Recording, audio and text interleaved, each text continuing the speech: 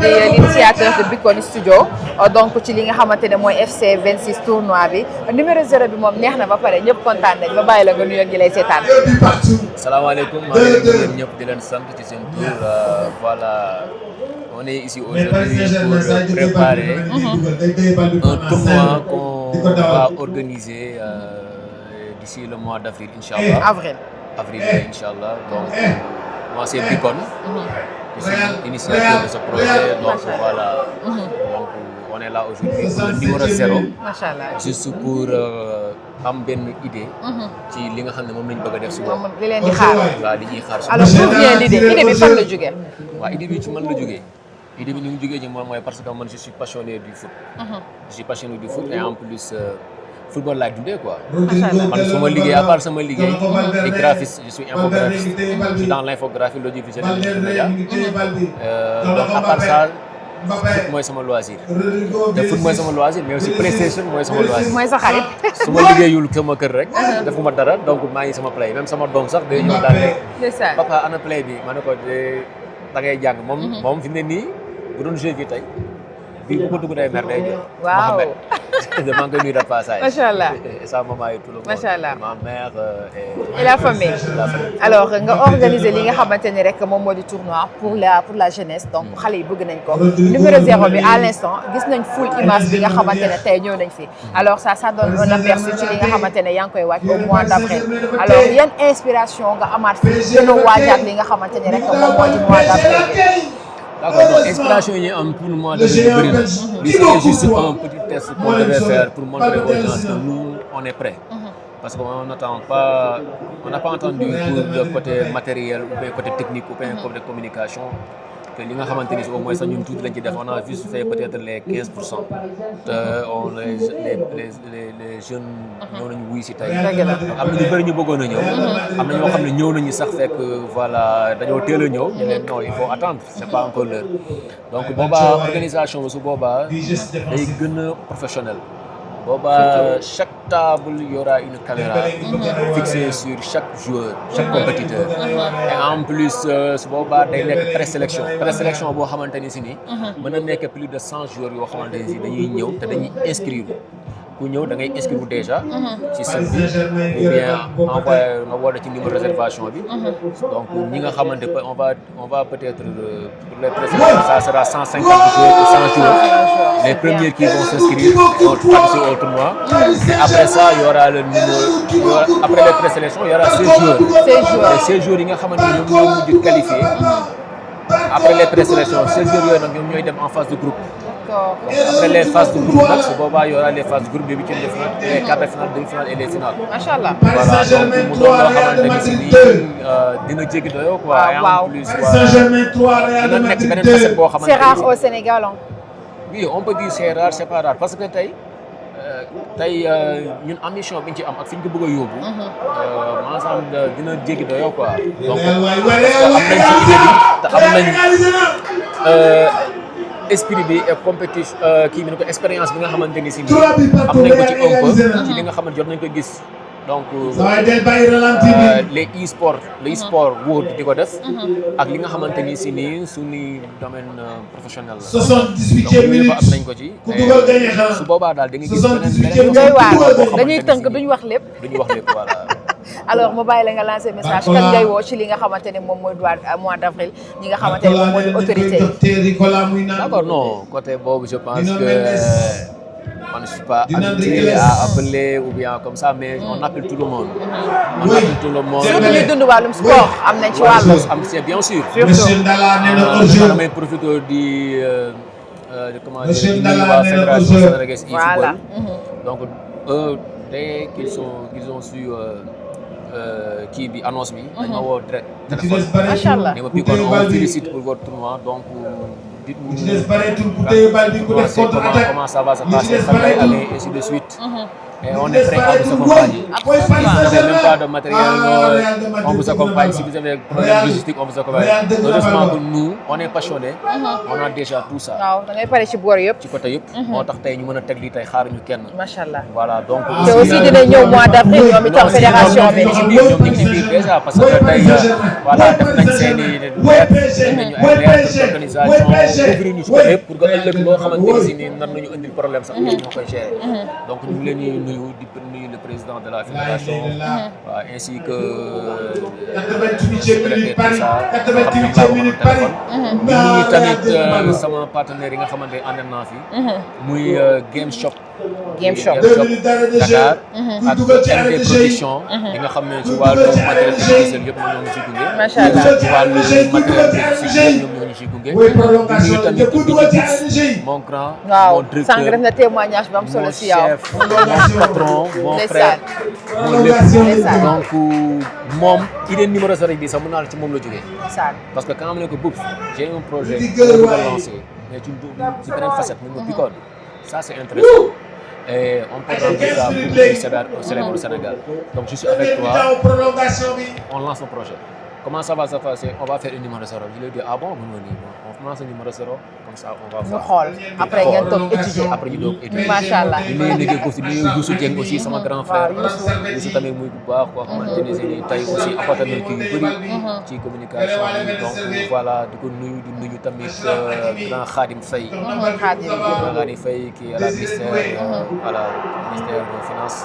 donc fa la nekk en plus côté administration bi moom moo ko géré moo tax tey man sonn ma ci dara ragaluma dara aussi quoi moo tax maa ngi entreprise macha allah parce que boo gisee ñoom di la encadré moom léppay baax. non man franchement mën naa wax ni mooy mel ni lépp ñëw toog. ndeysaan voilà donc mu ne ma Bikone dès que il a vu que j'ai fait beaucoup de trucs les habillages les dessins tout ça il m'a dit Bikone un travail excellent donc laissez-nous faire le reste on va ñu def projet inchallah dina baax nuyu tamit Sophia Dieng di baax sama macha allah donc voilà moom ci lu mu nekk ma ne ko ñu ngi ci. moom tamit xam nga jàpp ci bu baax. dëgg la affaire yi ni ma noo Bikone ni ak ni ma ne ko donc léegi loolu nga choisir donc defoon nañ ko parce que c'est ton travail parce que tey ñun ñu si nekk ñii ñëpp. mën naa ne ce sont des personnes ñii ñëpp nekk ñoo yëkkati.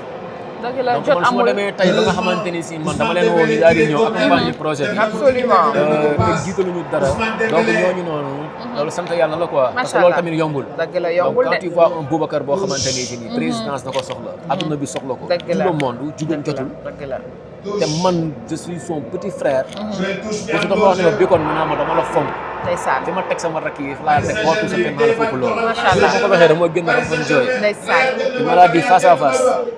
man dama la fonk teg la foofu te bëri na ci affaire yu bëri yoo xamante ne si jaar na ci man ak moom. te voilà muy ci côté bépp nag. am na loo xam ne xam nga jarul wax. dëgg la mais bu fi man je suis fier de lui. ndeysaan mënu ma ko fay.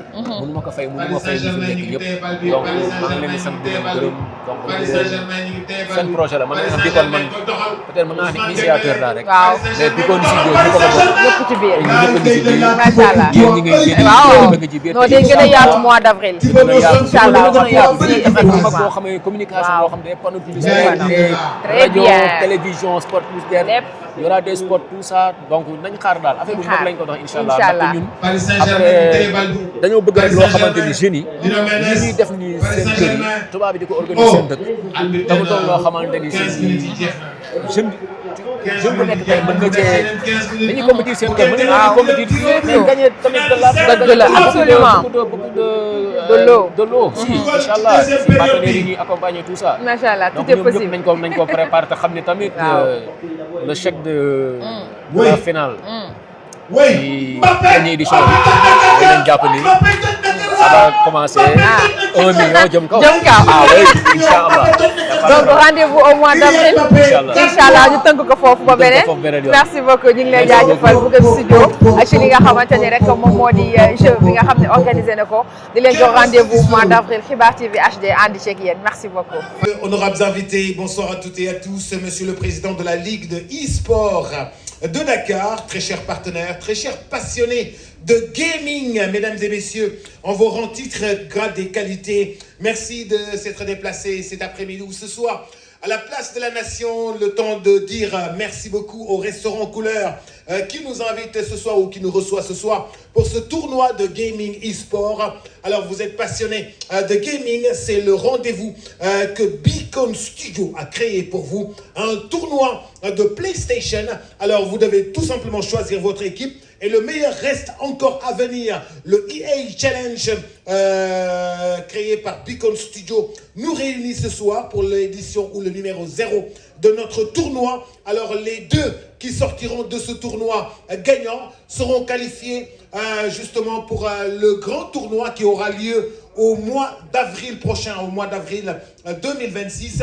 Permettez-moi justement d'inviter notre mascotte, monsieur Youssou Dieng, qui a fait toute la communication de notre événement de ce soir, de venir se joindre à nous pour juste prendre le micro. Dalal ñi nga xam ni ñoom ñoo di les passionnés de gaming, les passionnés de e-sport, pour que justement ñu daal di wax ak moom ne tournoi bi tey mooy numéro 0 bi waaye au mois d'avril inscription yi day commencer au mois d'avril mooy doon tournoi bu mag bi nga xam ne moom mooy am. Alors ñu daal di xaar ki nga xam ne moom moo di Youssou Dieng mu daal di ñëw daal di nuyoo daal di waxtaan àndoon ak ñun mi ngi àndoon nag ki nga xam ne moom moo di Beacon Studio. Alors tout de suite ça va démarrer dans quelques instants.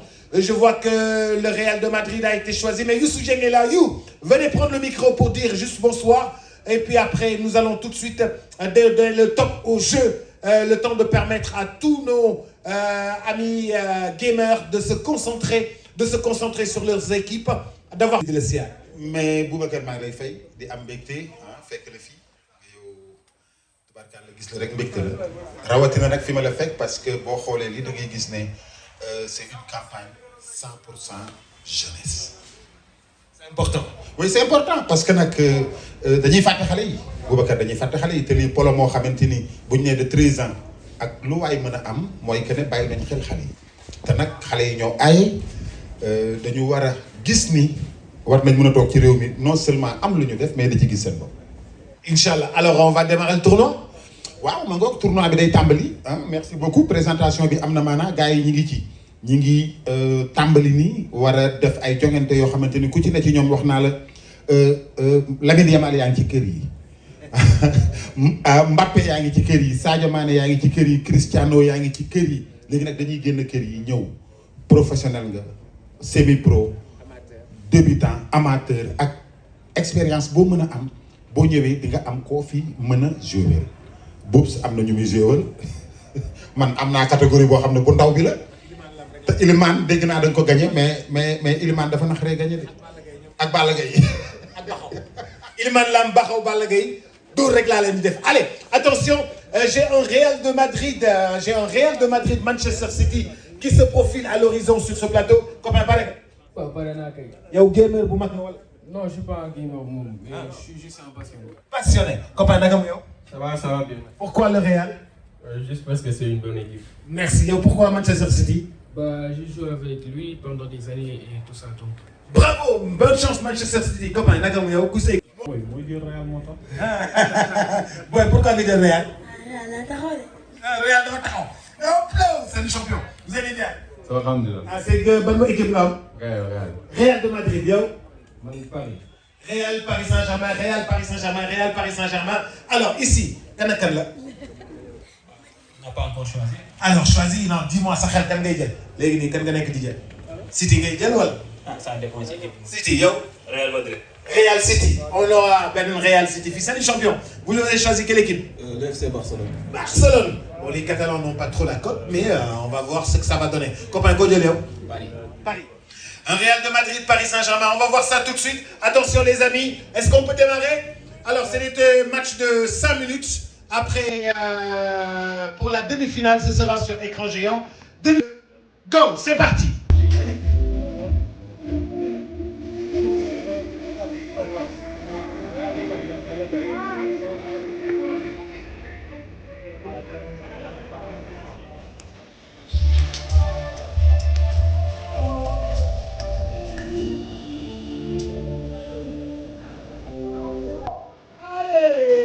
Le Paris Saint-Germain est en train de tout retenir sur son passage.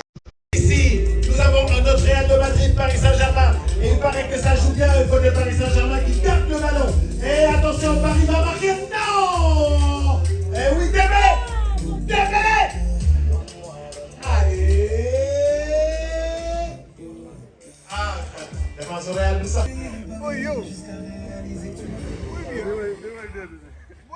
Manchester City, Real de Madrid, toujours 0 but partout. 0 but partout. Le Paris Saint-Germain a marqué ici dans le coin. Bravo, on applaudit s'il vous plaît. C'est Manchester City d'ailleurs. Manchester City, Real de Madrid. Manchester City 1, Real de Madrid 0. Allez, c'est parti.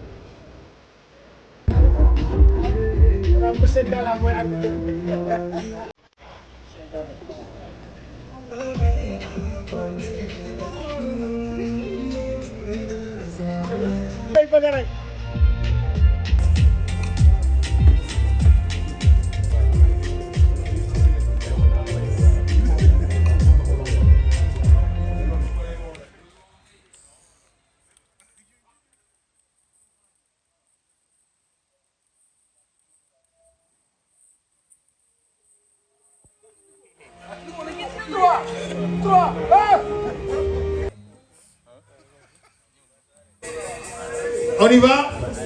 Attention, on les prépare. Quart de finale après demi-finale. Vous jouez avec quelle équipe? Manchester City. Vous jouez avec quelle équipe? Manchester City, Real de Madrid. Et vous, vous jouez avec quelle équipe? Le Real de Madrid. Le Real de Madrid qui a la cote. Vous, vous jouez avec quelle équipe? Paris Saint-Germain. Real de Madrid, Paris Saint-Germain. En quart de finale et puis après on va passer au demi. Vous jouez avec quelle équipe? Vous jouez avec quelle équipe? Real de Madrid, Arsenal. Épique Real de Madrid, Arsenal. Alors, est-ce que vous êtes... Après le paramétrage, la première demi-finale sur écran géant.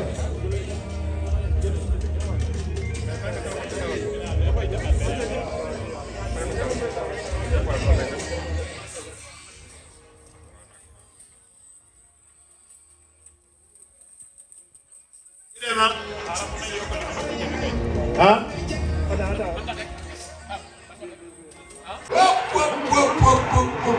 Du jamais vu. Oh!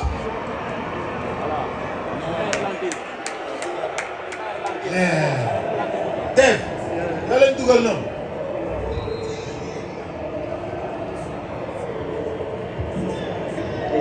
Allez. Au tableau d'affichage, Match bi demagul fenn de 27 minutes. Kenn mësul gis loolu. compter sur le gardien qui anéantit provisoirement ses rêves de doublé. Corner.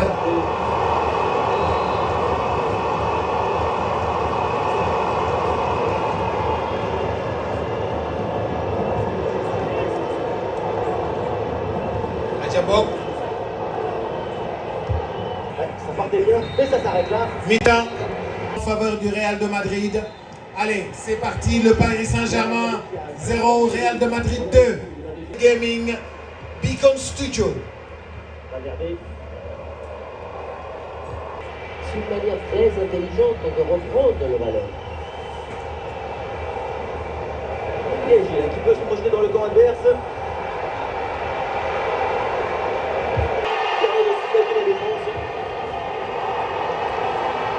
La ilaha illallah, la ilaha illallah, la ilaha illallah, la ilaha illallah.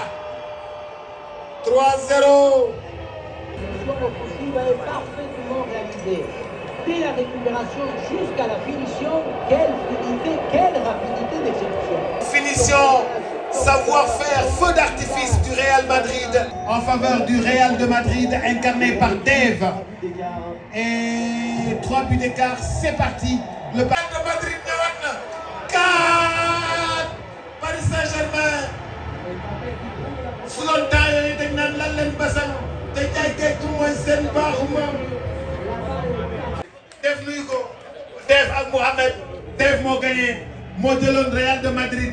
ñu daan ñu jeexal demi-finale bu njëkk bi ñu enchaîné ci deuxième demi-finale bi. Dave félicitations les gars, merci beaucoup. Deuxième, nous avons assisté à plusieurs matchs et maintenant c'est la finale. Deux finalistes. Et deux pour l'organisation. Merci Bicom Studio. Merci à la Ligue de Dakar. Et merci aussi à Game Shop Dakar qui a fourni le matériel. Alors, MD Productions, Game Shop Dakar, la fédération sénégalaise de e-sport, merci. Alors, copain, il y a qualifié finale. Sidi Mohamed. Sidi Mohamed. Alors, Sidi Mohamed, tu as joué avec Arsenal. Oui, exact. Alors, pourquoi tu as Arsenal? Bon, Arsenal, c'est mon équipe là. Tu es à l'aise? Ouais, je suis à l'aise. Saka te produit beaucoup de bonheur? Ouais, il est rapide. Ouais. Ok. Troussard? Troussard, il est puissant. Aïcha, alors la finale, il faut dégager l'événement. Ouais, fait que moi, tu vois là. Alors, merci beaucoup. Allez, salut copain. Nous sommes ici à Dev. Dev. Alors Dev, toi tu joues avec le Real de Madrid? Oui, ou avec le PSG aussi. Avec le PSG. Alors pour la finale, tu vas jouer avec quelle équipe? Le PSG. Alors avec la finale, tu vas jouer avec le PSG. Tu as 2 ballons d'or à la finale. Le PSG, tu as Hakimi, tu as Dembélé. C'est parce qu'ils sont rapides que tu les as choisis? Non, même pas. C'est juste que je choisis le PSG pour jouer à 26. Le cœur en fait. Équipe de cœur. Ok. Faut dégager l'événement. C'est Pape qui m'a appelé. C'est un ami. Du coup, je suis venu pour participer au tournoi. Allez, Pape, ouais. Game Shop. Pape Game Shop. Merci beaucoup. Bon match. Ok, merci. Belle finale. Vous êtes qualifié pour le mois d'avril, hein, directement. Belle finale, vous êtes qualifié. Mohamed pour le mois d'avril aussi. Hein. Okay, Sophia, merci pour l'organisation. Merci beaucoup. Jeff, merci. Bicon, thank you. Merci. Allez, c'est parti pour la finale. Les 2 finalistes. Mohamed. C'est ça. Hein? Mohamed, ici en beige et Dave en noir. Les 2 finalistes.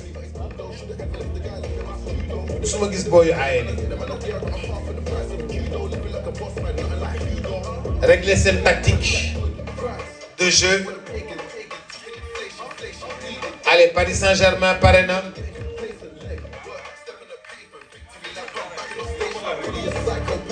Le Paris Saint-Germain, Parena. Pour la finale.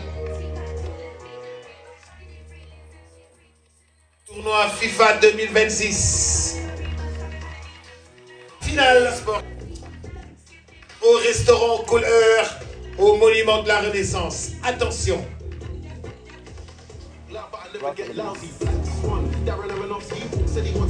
Donnarumma. Courtois, l'Italien.